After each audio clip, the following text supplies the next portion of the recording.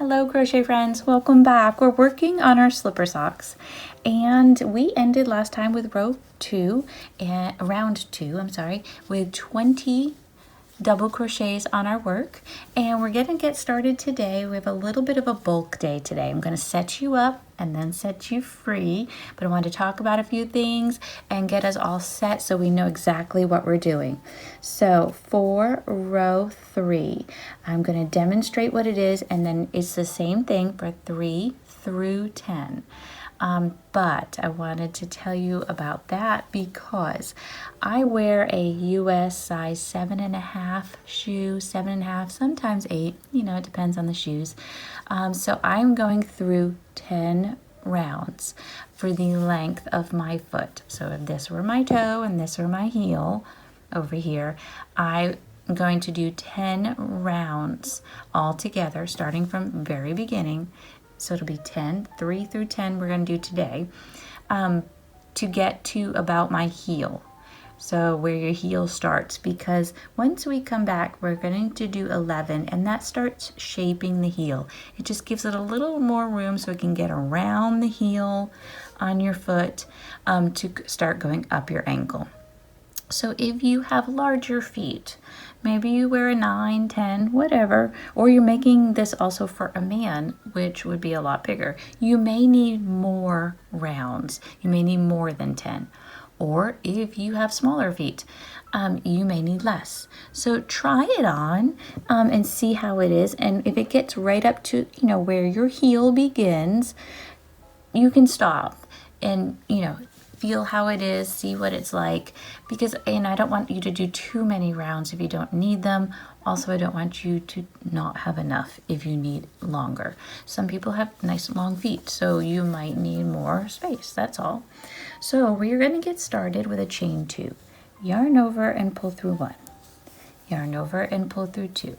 So what I'm going to demonstrate is what you will do the whole way, okay?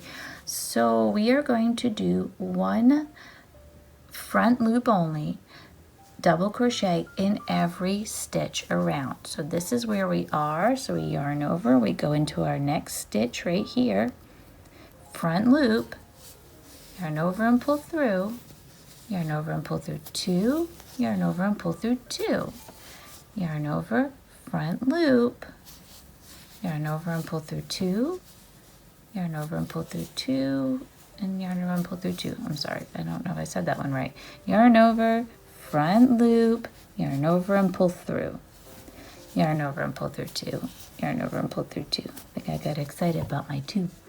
Okay, so that's 3, and we're going to do this all the way around. We're going to have 20 each time.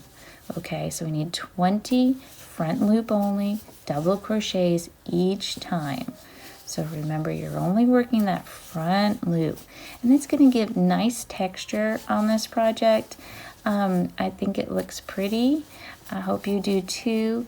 I like how the front loop looks, and I like when you change it up, it gives it a little ridge. And if you look on the inside, see the ridge that it makes? Maybe you like that. You could turn it inside out, whatever you like. Some people like the ridge. I think it's pretty. I like working front loop and back loop only on projects just because it does give it a little bit of character instead of just being flat. So we have these nice little bumps. I think that's pretty, but a little texture, Texture is always nice on projects. And nice, chunky, comfy socks to walk around the house in are always good, and so to have a little texture on it will make it look pretty. So we're doing these front loop only, double crochets. Some thoughts on the slipper. If you like, you could get leather.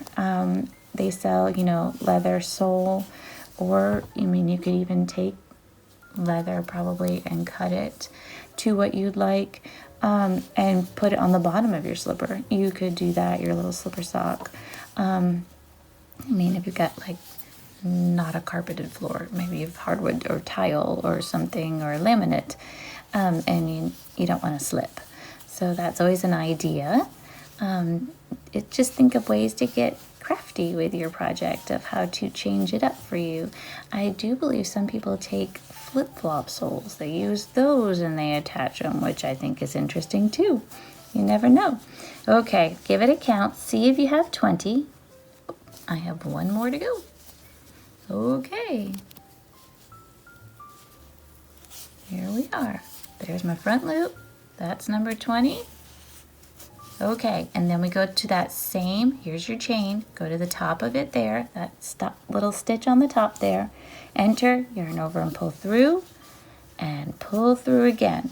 Now you want to keep track. So I write it down on a little piece of paper for me, 3 is done, and I mark it off. And I go along, and also we have to make 2 of these.